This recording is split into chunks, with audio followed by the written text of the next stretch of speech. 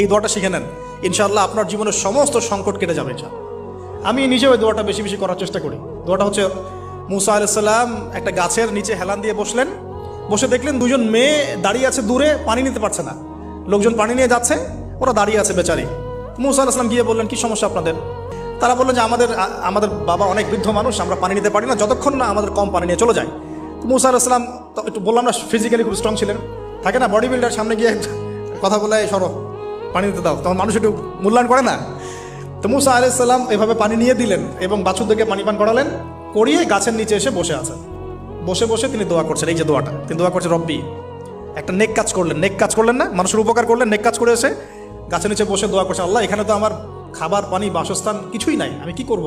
রব্বি ইন্নি লিমা আনজালতা ইলাইয়া মিন খায়রিন ফাকির, রব্বি ইন্নি লিমা আনজালতা ইলাইয়া মিন খায়রিন ফাকির।